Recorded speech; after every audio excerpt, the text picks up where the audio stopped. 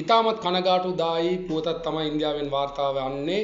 අහමදාබාද් වල ඉතින් මේ වෙනකොට ගුවන් අනතුරක් සිද්ධ වෙලා තියෙනවා. ඉන්දියාව සිට ලන්ඩන් බලා පිටත්ව ගිය මේ ගුවන් අනතුර ඉතාමත් දරුණුවට සිද්ධ වෙලා තියෙනවා. ඇත්තටම කිසිම කෙනෙක්ට අනතුරක් නොවේවා කියලා තමයි අපේ ප්‍රාර්ථනාව. මොකද ඒ ප්ලේන් එකේ ඉන්න ඇති පුංචි දරුවෝ අම්මලා තාත්තලා ඒ කියන්නේ සැමියෝ බිරිඳලා කොච්චර ඉන්නේ නැද්ද ලන්ඩන් වල බලන් ඉන්නේ නැති තමන්ගේ දරුවා ලන්ඩන් එනකන් අම්මා තාත්තා එනකන් ඒවයි ගොඩක් අය බලාගෙන ඉන්නේ නැති. ඉතින් ඇත්තටම හරිම කනගාටුයි මේ වෙච්ච සිදුවීම. පුදුම දුකක් දැනෙන්නේ. මීට සුළු මොහොතකට පෙර තමයි කියන්නේ පැය ගානකට කලින් තමයි මේ අනතුර සිද්ධ වෙලා තියෙන්නේ. ඇත්තටම මේක ඛේදවාචකයක්. 240කට ආසන්න පිරිසක් මේ ගුවන් යානයේ ඉඳලා තියෙනවා කියලා තමයි වාර්තා වෙන්නේ.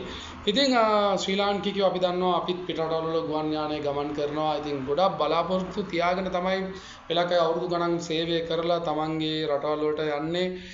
ගොඩක් බලාපොරොත්තු හිතේ තියාගෙන තමන්ගේ නෑයන්ව බලන්න අම්මා තාත්තා බලන්න පෙළක් අය හිතන්නකෝ ලන්ඩන් ඉඳලා ඉන්දියාවට ඇවිල්ලා ලන්ඩන් ඉගෙන ගන්න දූ දරුවෝ අයිත් ඉන්දියාවට ඇවිල්ලා ඉන්දියාව සිට අයිත් එයාලගේ යුනිවර්සිටි වල විශ්වවිද්‍යාල වලට සමහර විට යමින් ඉන්න ඇති. ඉතින් ඒ වගේ ගොඩක් දේවල් සමහරට තමන්ගේ අම්මා තාත්තා බලලා ලන්ඩන් වැඩ කරන මිනිස්සු එයාලගේ දෙමව්පියෝ බලලා ඉන්දියාවට ඇවිල්ලා යන ගමන්ද දන්නෙත් නැහැ. ඉතින් හිතන්නකෝ පිටරටවල අපිත් ගොඩක් අය සේවය කරනවා. අපිත් ෆ්ලයිට් එකක් ඇතුළට යද්දි ගුවන් යානයක් ඇතුළට අඩිය තියද්දි මහා බලාපොරොත්තු කන්දරාවක් කන්දක් තියාගෙන තමයි ඇත්තට බලාපොරොත්තු කන්දක් හිතේ තියාගෙන තමයි අපි මේ නගින්නේ ෆ්ලයිට් එකට. මොකද අපේ නෑයන්ව අපේ අම්මා තාත්තා අපේ සහෝදරයන්ව අපේ යාළුවන් අපේ හිත මිතුරන්ව අපි බලන්න යන්නේ බලාපොරොත්තු ගොඩක් තියාගෙන. ජීවිතේ මාර විදියට අවනිශ්චිතයි කියන්න තියෙන මෙච්චරයි. හැමෝම පරිස්සම් වෙන්න ඕනේ.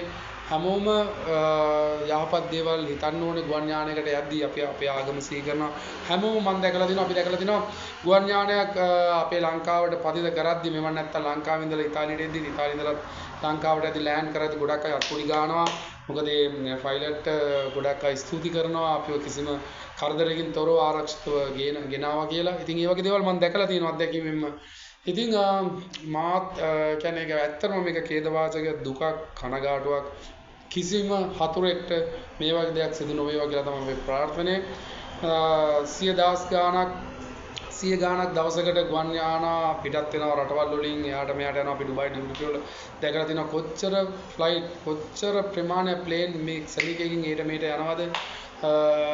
පැයෙන් විනාඩි 10න් අපි ගියාම දන්නවා එක එක රටවල විවිධ රටවල් වලට ප්ලේන් යනවා හිතා ගන්නත් බෑ. ඩුබයි ඩියුටි ෆ්‍රී ඉදින් මේ කිසිම මිනිස්සෙක් මේ මොහොතේ ගුවන් ගත වෙලා තියෙන ෆ්ලයිට් වල ඉන්න මිනිස්සුන්ට කිසිම අනතුරක් නොවේවා. ඒක ඇත්තටම මහා කනගාටුවක් වගේම පුදුම දුකක්.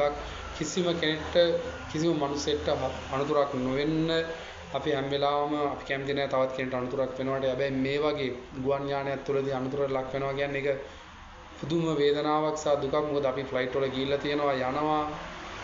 ඉතින් ඇත්තටම කනගාටුයි. ඒ කාටවත් අනතුරක් නොවේවා කියලා තමයි දැනටත් ප්‍රාර්ථනාව. මොකද මේ වෙනකොට නිශ්චිත වශයෙන් කිසිම වාර්තාවක් නැහැ කිසිම කෙනෙක් මිය ගියා කියලා. අපි ප්‍රාර්ථනා කරමු කිසිම කෙනෙක් මිය යන්න එපා කියලා. ඉතින් ගින් එන්නම් මේ විත්‍යෝ